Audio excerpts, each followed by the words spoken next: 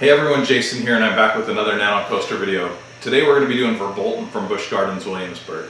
Hopefully the audio is okay. I've noticed on the last few videos for some reason the microphone has gradually gotten a little bit more staticky as it's gone along, and so I'm actually trying my camera's internal mic this time. I did a short test and it seemed to work okay. I'm not sure what's up with my microphone, but we're going to try it out this way. But once again, this is Verbolten at Busch Gardens Williamsburg. This is a Zero launch coaster that sits on the old plot of land where the original Big Bad Wolf sat. Even utilizes a lot of the same footers and stuff of that ride. Really cool ride. This is, I think, probably maybe one of the more underrated rides at Busch Gardens. I really don't hear a lot of people talk about it, but it ended up being one of my favorite rides in the park. Just really, really fun ride. So let's jump right in. So within the box we have the base plate, a single sheet of track pieces, and a single-sided sheet of instructions, along with a tip sheet. So the first step with any of these nano coasters is going to be, first of all, to peel off this plastic on top. So on the top we have the entire layout etched into the base plate. This one we also have the show building kind of etched into it. So there's an internal show building, spoiler alert, for part of the ride. It goes inside of a building, has this little tight area. So that's etched into the base plate. There is no actual like structure around it like other nano coasters have had, like Flight of Fear. There's no like, building that we're going to be building around it, but it is etched into the base plate. So to peel this away, we're going to peel away, just put our fingers underneath the edges and peel it away. On top there's going to be a lot of little pieces here, just because the whole layout is etched into the plastic. Underneath we should be able to peel it away just in one piece though.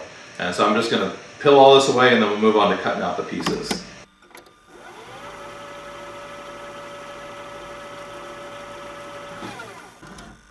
So that's going to give us our cleaned off base plate.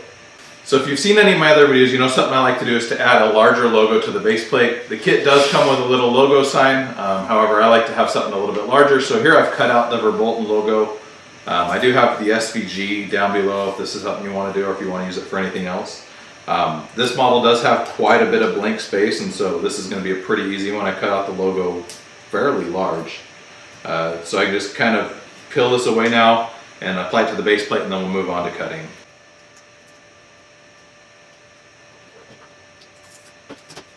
So there we have our large logo on the base plate. We can move on to cutting out the pieces. So to cut out the pieces, I use a pair of flush edge wire cutters here. Simply just get as close to the track as you can and come around and cut out these little tabs.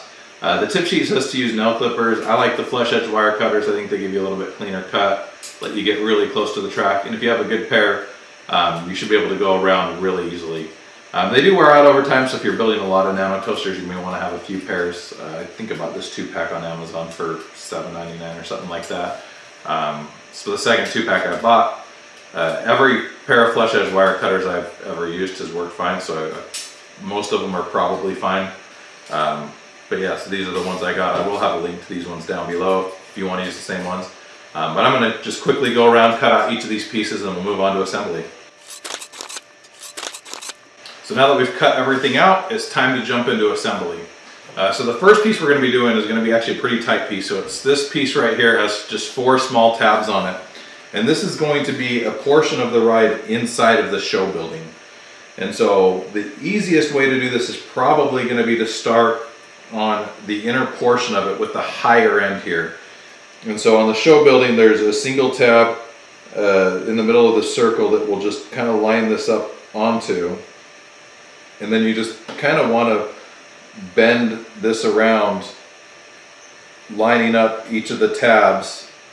We're definitely going to have to do a little bit of fixing with the shaping on this, but we'll just kind of wind it around, like I said, starting from the inside, and then just follow the track layout on the base plate and get each of the 4 tabs there, push it down into place, and then fold each of the 4 tabs underneath over to hold it. So that piece actually went into place easier than I thought it would. The shaping's not perfect on it, but we can, now that we have it held into place, we can just kind of come up on top and bend the track, making sure that it follows the track layout on the base plate exactly as it should. And that piece was actually way easier than I thought it would be, but that's going to complete step number 1. So step number 2 is going to use this piece here. So this piece here is going to continue right off of where we just were at this higher portion. And so this is going to be a little bit of a straight track. This is actually going to be the piece that takes us into the spoiler alert here, but inside the building there is a drop track. And so I think that's what this is supposed to represent here, this black structure at the end. And so we're just going to kind of, once again, follow the track layout on the base plate around. Hopefully you're only putting this together if you've already ridden the ride. If not, then I guess you just got something spoiled for you. But yeah, there's a drop track right there. So this is going out of the indoor section into that drop track. Just bending over the tabs underneath really quickly, and then coming back up on top, making sure that our shaping is just right. And that is going to complete step number 2. Step number 3 is going to be the largest piece here. So this is what, after you do the drop track, it's going to launch you out of the building up to the top of the hill here, where you're going to enter this little structure. So I'm just going to put this big tab in where this launch section is. We'll just follow the base plate here, bend this around a little bit, making sure we line up each of these tabs into place. So with this piece, we're going to do a little bit of pre-bending. Unfortunately, with the terrain area, sometimes it's kind of hard to bend it just perfectly, and so we're going to do a little bit of pre-bending just on the terrain areas here to kind of get it to line up right. So I'm actually going to start placing this in the terrain area. I'm going to ignore the part that comes out of the station. I think that part will be easy after we get these other 3 tabs lined up. So really the 3 tabs within this terrain area are going to be the hardest to line up. And then once we have them, we can press the other ones down into place as well.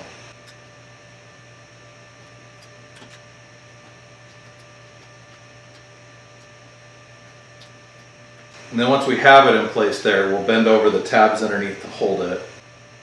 And then down at the bottom of this hill, we'll just continue following the track layout for these 2 smaller tabs. And bend over those tabs underneath as well. And then we'll just come back up on top and make sure everything's shaped just perfectly. Like I said, with these terrain portions where you got the black hillside, it's typically a little bit more difficult to do. And so this is actually where you drop out of the structure and down over the river using the same footers that Big Bad Wolf used. But that's going to complete step number, I guess that's actually step number 2. I skipped a few pieces. So because of the way the instructions are laid out, I actually skipped step number 2. This piece was supposed to be step number 2. I don't know that there's any benefit to doing it second. I think doing it third, like I did it, is probably just fine. But that's going to complete step number 2, or 3 in my case. So step number 4, the actual step number 4 is going to be this piece here. So we have a little bit of terrain down here with 2 medium tabs and then a longer tab. There's a very similar piece right here. It's not, this one doesn't have the 3 medium tabs. It has the 1 longer one in the middle and then 2 short ones here at the end. And so this is actually going to be the piece that launches us up into the building. So we're going to actually start up at that end and just drop the 2 small tabs down into place. So up in the building, it's going to turn around. So I'm actually going to start here and try to line up the small tab, the second one in, and then curve the other one around and drop it into place as well. And then we'll move back to this large straight piece. Now we do have a little bit of terrain here, so it's probably going to be difficult to bend, but I'm just going to kind of bend it backwards and line up the next big tab here, and then once again bend the next part. So this is going to S-bend all the way back to the station. Press each of these tabs down into the slots.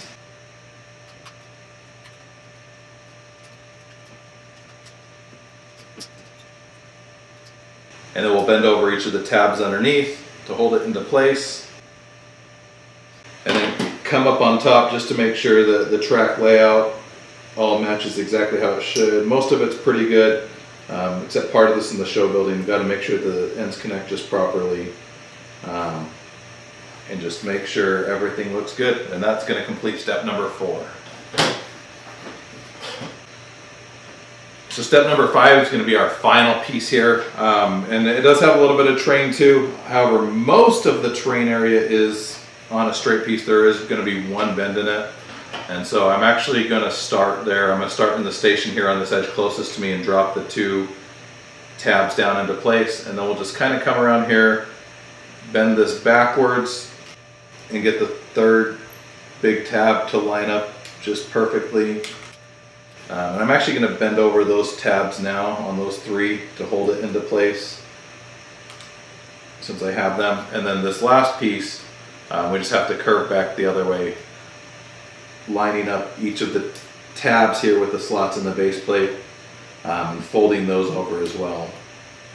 And we did get a little kink in the track here, but we can just come back on top now, mold it, make sure we're following the track layout on the base plate. And that's going to complete step number 5 and the full track layout for Verbolten. So step 6, which is the final step, is going to have us doing the station building as well as the sign. So this is a little bit of an elevated station building. So just like the other ones, it is a house, but it also has the black areas underneath, making it just a little bit taller. So we're going to fold this house structure into place and drop it down into the 2 slots, and then fold over the tabs underneath to hold it into place. And then we're going to also put the sign here into the final slot. For some reason, the slot on here is way wider than it should be. I don't know why, but we're going to just put it there kind of centered. We're going to put it there kind of centered over it, fold over the tab underneath, and then bend it backwards a little bit, and I think it'll stay just fine. But for some reason the slot there is way bigger than it should be. And so that's going to complete Verbolten from Busch Gardens Williamsburg. So if you've seen any of my other videos, you know I like to add a felt bottom to the bottom of each of these nano coasters. Without one, you have these silver tabs. They scratch surfaces up, snag on things.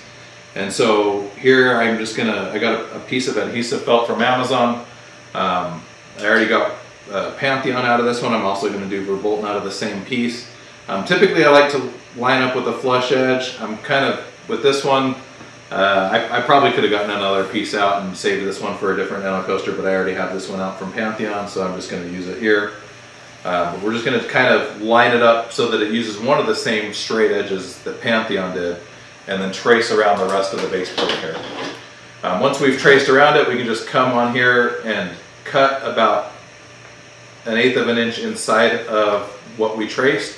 You don't want to have a lot of excess. In fact, you don't want to have any excess. You don't want to have it hanging over the edges. It's better to be in a little bit from the edge of the base plate. And so I'm just going to cut about 1/8 of an inch in. The felt does stretch after you pull the paper off of it as well. And so cutting it a little bit smaller kind of ensures that you don't have any overhang. If you do have overhang, it's not terribly hard to trim it off. But this just makes it just a little bit easier. So I'm going to finish cutting this out and then we'll apply it. So once we have this cut out, we can peel off just about 1/3 of the paper backing here. So we'll just start at this one end, peel away a portion of it, and then we'll just line up the nano coaster on top, making sure that it's covering everything up. And then we'll come back underneath and peel away the rest of the paper backing here.